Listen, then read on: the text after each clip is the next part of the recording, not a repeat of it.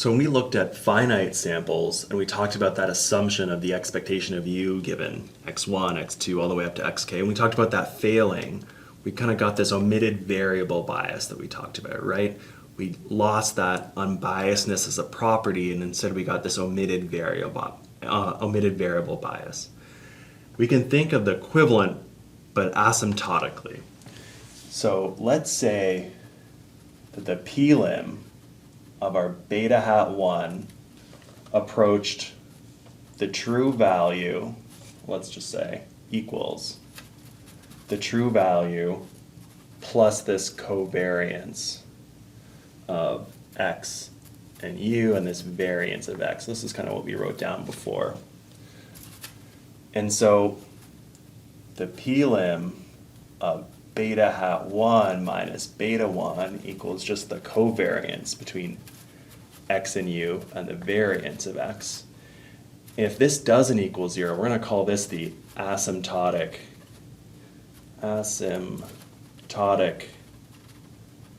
bias.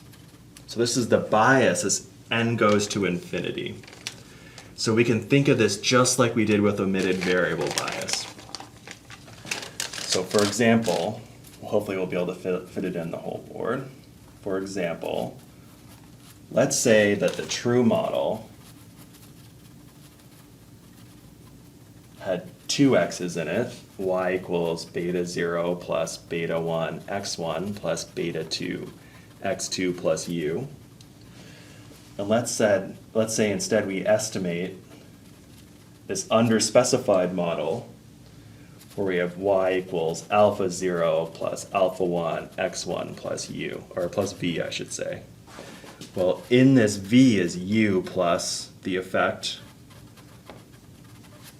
beta 2 times x2, right? Because we're leaving it out of the second regression, and this is the true model, this first one.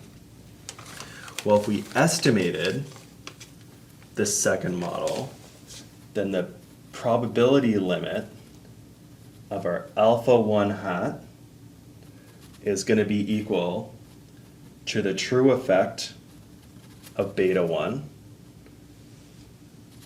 plus beta 2 times delta 1. And delta 1 here, just like we saw in omitted variable bias, the same kind of idea, is picking up the covariance between x1 and x2 over the variance of x1.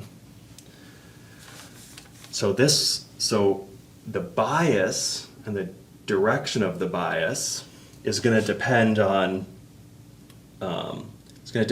this second term here, which depends on both the effect of x2 on y, but also the covariance between these x's divided by the variance of x1 here. And so this looks really similar to omitted variable bias. I mean, the difference between the two is that omitted variable bias has to do with the sample, and consistency or inconsistency in this case has to do with the population. So maybe I should write that down over here. So difference between consistency or inconsistency and unbiasedness.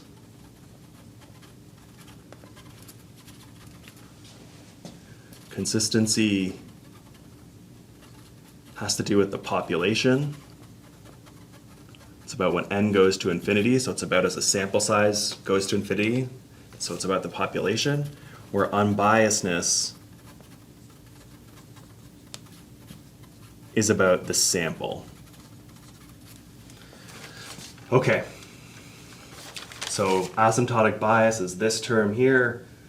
It's very similar to omitted variable bias, but it's about n going into infinity. So it's not getting any better as n gets bigger. In fact, it's probably getting worse because it's approaching the true value plus this amount.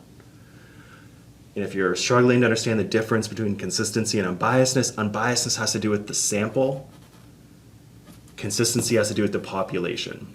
So unbiasedness is about if we did this over and over and over and over again, if we drew this sample and estimated this model over and over again, on average we get the right amount, right number, the right estimate.